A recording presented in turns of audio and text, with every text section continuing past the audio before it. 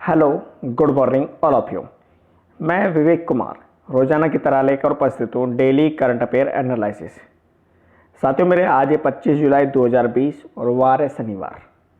आज का current affair analysis शुरू करने से पहले हम चर्चा करते हैं कल के हमारे क्वेश्चन ऑफ द डे के आंसर की। लास्ट डे हमने क्वेश्चन पूछा था कि उपभोक्ता संरक्षण अधिनियम CPA 2019 किस तारीख से प्रभावी हुआ है। ऑप्शन ए 30 जून 2020, ऑप्शन बी 1 जुलाई 2020, ऑप्शन सी 10 जुलाई 2020, ऑप्शन डी 20 जुलाई 2020। साथियों मेरे कंज्यूमर प्रोटेक्शन एक्ट यानी कि उपभोक्ता संरक्षण अधिनियम 2019 यह प्रभावी हुआ है 20 जुलाई 2020 से। ऑप्शन डी राइट आंसर है 20 जुलाई 2020। तो कल के हमारे क्वेश्चन का राइट आंसर क्या था? ऑप्शन डी 20 जुलाई 2020। साथियों मेरे कंज्यूमर प्रोटेक्शन एक्ट 2019 यानी कि उपभोक्ता संरक्षण अधिनियम 2019 जिसने पुराने उपभोक्ता संरक्षण अधिनियम 1986 को प्रतिस्थापित कर दिया है और यह 20 जुलाई 2020 से प्रभावी हो गया है। साथियों मेरे इसका उद्देश्य यानी कि कंज्यूमर प्रोटेक्शन एक्ट 2019 का उद्देश्य उपभोक्ताओं के अधिकारों को लागू करना और उनकी सुरक्षा करना है और उपभोक्ता शिकायतों को दूर करने के लिए एक प्रभावी तंत्र प्रदान करना है। इस अधिनियम की मीडिया के साथ वीडियो कॉन्फ्रेंस के माध्यम से केंद्रीय उपभोक्ता मामलों, खाद्य और सार्वजनिक वितरण मंत्री रामविलास पासवान ने जानकारी दी है। यह अधिनियम उपभोक्ताओं के अधिकारों को बढ़ावा देने, उनकी रक्षा करने और उन्हें लागू करने और अनुचित व्यवहार पार प्रथाओं की स्थितियों में हस्तक्षेप करने के लिए एक केंद्रीय उपभोक्ता संरक्षण प्राधिकरण CCPA की स्थापना का प्रस्ताव करता है। तो साथियों मेरा ये क्वेश्चन था, कल का हमारा क्वेश्चन था। लास्ट डे हमने क्वेश्चन ऑफ द डे में क्वेश्चन पूछा था, उसका सही आंसर था ऑप्शन डी 20 जुलाई 2020। ऊंचा उठने के लिए पंखों की जरूरत तो पक्षियों को पड़ती है। ऊंचा उठने के लिए पंखों की जरूरत तो पक्षियों को पड़ती है। इंसान तो जितना नीचे झुकता है उतना ही ऊपर जाता है। और इसी मोटिवेशन के साथ शुरू करते हैं आज का हमारा करंट अफेयर्स एनालिसिस। क्वेश्चन संख्या 1 से, निम्न में से किस देश ने स्वतंत्र रूप से अपने पहले मंगल मिशन कौन सा ताइवान 1 का सफल परीक्षण किया या सफल लॉन्च किया है? Option A Bharat, option B चीन, ऑप्शन सी अमेरिका और ऑप्शन डी जापान। साथियों स्वतंत्र रूप से अपने पहले मंगल मिशन का सफल लॉन्च जिसने किया है उस देश का नाम है चीन। ऑप्शन बी राइट आंसर है चीन। चीन ने दक्षिण चीन के हैनान प्रांत स्थित वैसांग स्पेस लॉन्च सेंटर से चीन के सबसे बड़े लॉन्च व्हीकल मार्च 5 रॉकेट के जरिए 5 टन वजनी अंतरिक्ष यान ताइवान फर्स्ट का लॉन्च किया गया है। इससे पहले चीन ने वर्ष 2011 में रूसी रॉकेट के जरिए मंगल ग्रह के लिए एक डेस्टिन ऑर्बिटर लॉन्च किया था, लेकिन रॉकेट में आई खराबी के कारण मिशन फेल हो गया था। साथियों बात की जाए इस ताइवान 1 के बारे में कि यह आखिर है क्या, तो ताइवान 1 का अर्थ है क्वेश्चंस टू हेवन यानी कि स्वर्ग से सवाल। यह एक संयुक्त ऑर्बिटर लैंडर और रोवर है जिसका उद्देश्य मंगल के वातावरण का पता लगाना, मंगल ग्रह के वातावरण का पता लगाना और जीवन के संकेतों की खोज करना है। अंतरिक्ष यान 7 महीने तक यात्रा करने के बाद मंगल पर पहुंचेगा और यह लैंडिंग का प्रयास करने से पहले 2 से 3 महीने तक लाल ग्रह के चक्कर लगाएगा। नेक्स्ट क्वेश्चन संख्या 2, निम्न में से किस राज्य की सरकार ने कौशल विकास के क्षेत्र में सहयोग करने के लिए रोपड़ स्थित भारतीय प्रौद्योगिकी संस्थान के साथ एक समझौते पर हस्ताक्षर किए? ऑप्शन ए पंजाब सरकार ने, ऑप्शन बी हरियाणा सरकार ने, ऑप्शन सी राजस्थान सरकार ने, ऑप्शन डी दिल्ली सरकार ने। साथियों मेरे कौशल विकास के क्षेत्र में सहयोग करने के लिए IIT रोपड़ के साथ जिसने समझौता किया हुआ है पंजाब सरकार। ऑप्शन ए राइट आंसर है पंजाब की सरकार ने। साथियों इस समझौते की हाइलाइट्स की बात की जाए तो यह समझौता IIT के तकनीकी शिक्षा विभाग को राज्य के गुरदासपुर और फिरोजपुर स्थित इंजीनियरिंग कॉलेजों, चमकौर साहिब के श्री गुरु गोविंद सिंह कौशल संस्थान, 5 सरकारी पॉलिटेक्निक और 10 ITI के लिए अकादमिक मेंटर बनाएगा। यह संस्थान यानी कि IIT रोपड़ राज्य को ITI और पॉलिटेक्निक का मॉडल विकसित करने में मदद करेगा। आईआईटी रोपड़ में सिंचाई में पानी की बर्बादी को नियंत्रित करने के लिए छोटे उपकरणों के निर्माण में भी राज्य की मदद करेगा। इसके साथ साथ पंजाब सरकार आईआईटी के भूमि अधिग्रहण से संबंधित मुद्दों को हल करने में मदद करती है, जबकि संस्थान अपने परिसर को एक हरे भरे परिसर के रूप में विकसित करने का आग्रह करता है, जिसमें व्यापक भूमि निर्माण और वनीकरण शामिल है। नेक्स्ट क्वेश्चन संख्या 3, निम्न में से किस स्थान पर केंद्रीय गृह मंत्री श्री अमित शाह द्वारा वृक्षारोपण अभियान शुरू किया गया है? Option A Jaipur, option B Bhopal, option C New Delhi और ऑप्शन डी अहमदाबाद। साथियों मेरे, केंद्रीय गृह मंत्री श्री अमित शाह द्वारा वृक्षारोपण अभियान शुरू किया गया है नई दिल्ली, देश की राजधानी नई दिल्ली में। ऑप्शन सी राइट आंसर है, नई दिल्ली में। साथियों, कोयला मंत्रालय ने सभी कोयला पीएसयू के साथ मिलकर इस अभियान को चलाया है।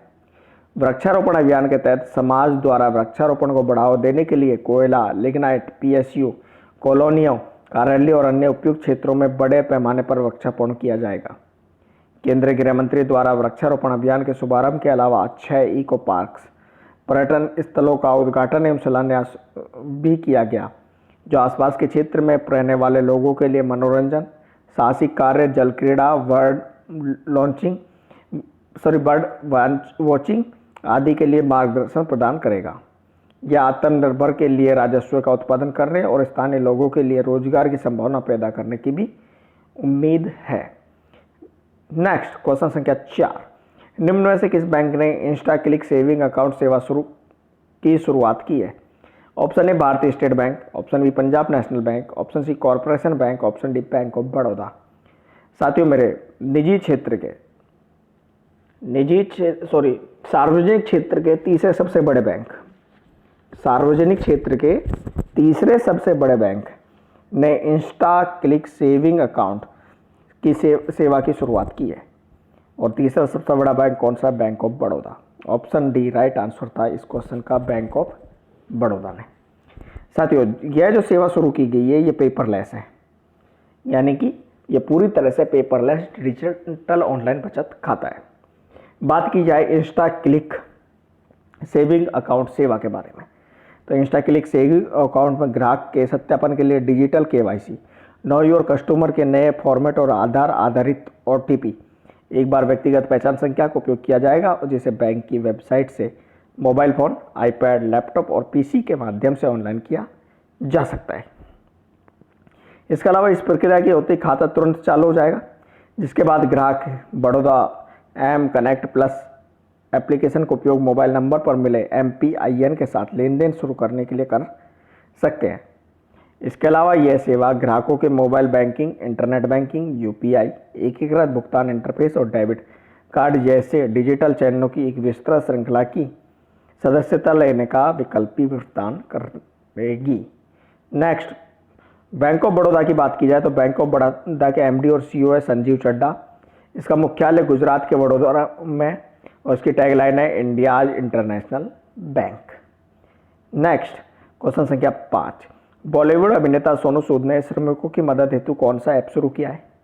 Option A Kamdhan app, option B Rozgar Avsar app, option C प्रवासी रोजगार ऐप, ऑप्शन डी रोजगार श्रमिक ऐप। तो साथियों मेरे, मजदूरों के लिए सोनू सूद का एक और बड़ा काम है, और सोनू सूद ने श्रमिकों की मदद करने के लिए प्रवासी रोजगार ऐप लॉन्च किया है। ऑप्शन सी राइट आंसर है, बॉलीवुड अभिनेता सोनू सूद ने प्रवासी रोजगार ऐप लॉन्च किया है, यानी कि प्रवासी रोजगार मोबाइल ऐप डाउनलोड। अब रोजगार की बारी सोनू सूद के द्वारा। साथियों मेरे, प्रवासी रोजगार ऐप की बात की जाए तो प्रवासी रोजगार ऐप, इस ऐप में 500 से अधिक निर्माण, परिवहन, स्वास्थ्य सेवा, इंजीनियरिंग, BPO, सुरक्षा, ऑटोमोबाइल, ई-कॉमर्स और लॉजिस्टिक्स सेक्टर की प्रतिष्ठित कंपनियों में नौकरी के अवसर उपलब्ध होंगे। इसके अलावा प्लेटफॉर्म रोजगार के लिए विशिष्ट प्रशिक्षण कार्यक्रम जैसे अंग्रेजी बोलना सीखना आदि भी चलाए। साथ ही इसके लिए 24 घंटे की हेल्पलाइन के साथ साथ सहायता केंद्र दिल्ली, मुंबई, बेंगलोर, हैदराबाद, कोयम्बटूर, अहमदाबाद और तिरुवनंतपुरम से 7 शहरों में स्थापित किए गए हैं। नेक्स्ट क्वेश्चन संख्या 6, निम्न में से कौन व्यक्ति micro finance institutions network MFIN के नए CEO और निदेशक बने? Option A Arvind Shukla, option B Alok Mishra, option C Kamlesh Tiwari और option D Kalpit Jain.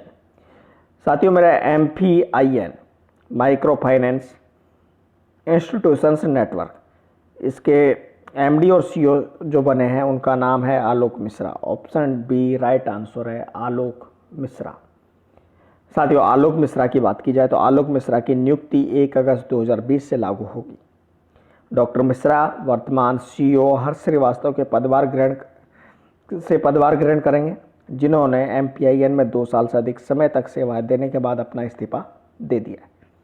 Doctor आलोक मिश्रा की बात की जाए तो डॉक्टर आलोक मिश्रा को अंतर्राष्ट्रीय विकास, ग्रामीण वित्त, माइक्रो फाइनेंस, समावेशी वित्त और अनुसंधान जैसे क्षेत्रों का लगभग 28 वर्षों का पेशेवर अनुभव है। नेक्स्ट क्वेश्चन संख्या 7। बजाज फाइनेंस के वर्तमान गैर कार्यकारी अध्यक्ष राहुल बजाज ने किस तिथि को अपने पद से हटने का निर्णय लिया है? ऑप्शन ए 31 जुलाई, ऑप्शन बी 31 अगस्त, ऑप्शन सी 31 अक्टूबर, ऑप्शन डी 31 दिसंबर।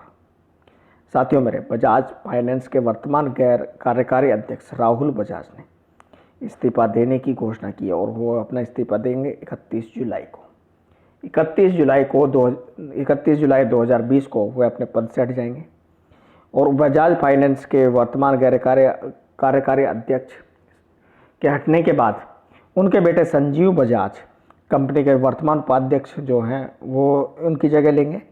हालांकि राहुल बजाज कंपनी में गैर कार्यकारी गैर स्वतंत्र निदेशक के रूप में काम जारी रखेंगे।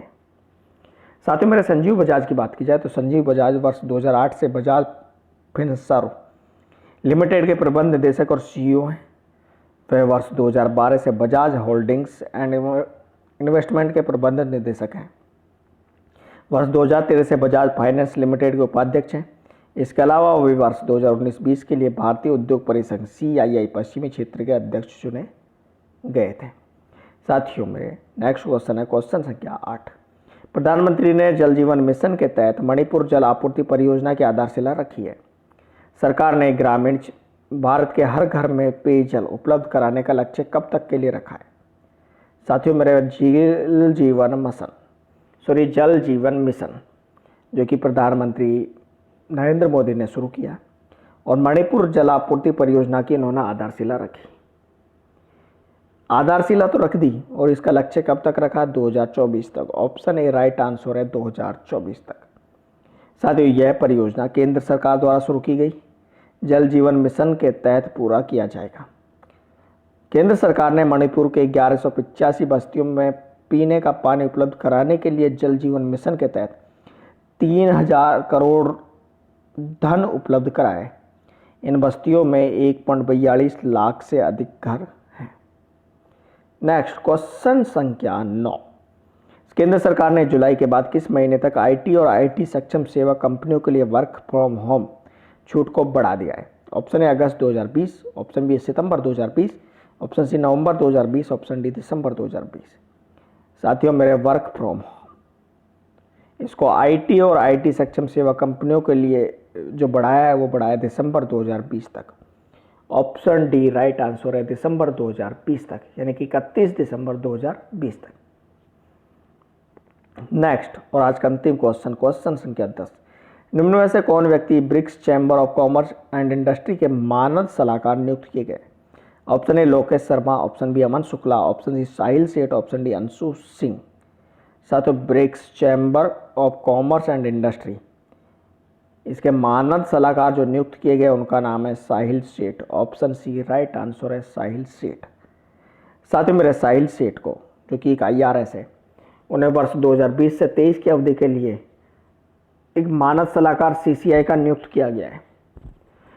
साहिल सेठ अभी मुंबई के कस्टम के डिप्टी कमिश्नर हैं और ब्रिक्स CCI का लक्ष्य दुनिया भर के युवा उद्यमी और विशेष रूप से MSME यानी कि छोटे सूक्ष्म लघु और मध्यम उद्योगों के सेगमेंट के लिए एक सक्षम समर्थन प्रणाली तैयार करना है।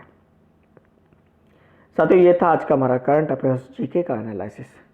और अब चर्चा की जाए आज के हमारे क्वेश्चन ऑफ द डे की, तो आज का हमारा क्वेश्चन ऑफ द डे है कि राष्ट्रीय प्रसारण दिवस नेशनल ब्रॉडकास्टिंग डे हर वर्ष कब मनाया जाता है? ऑप्शन ए 21 जुलाई को, ऑप्शन बी 23 जुलाई को, ऑप्शन सी 25 जुलाई को और ऑप्शन डी 27 जुलाई को। मेरे प्यारे साथियों, इस क्वेश्चन का राइट आंसर आपको कमेंट बॉक्स में देना है। हमें आपके उत्तर का बेसब्री से इंतजार है, इंतजार हमेशा रहता है। साथियों मेरे, वीडियो अच्छा लगा है तो प्लीज़ एक बार लाइक बटन पर क्लिक कीजिए और जब अगर आपने पूरा वीडियो देखा है तो वीडियो आपको अच्छा लगेगा लाइक बटन पर क्लिक कीजिए। साथ ही साथ हमारे यूट्यूब चैनल यूवी कंपटीशंस को सब्सक्राइब कीजिए, जिससे आपको हमारे द्वारा दिए गए अपडेट्स का नोटिफिकेशन मिलते रहे। थैंक यू सो मच, धन्यवाद।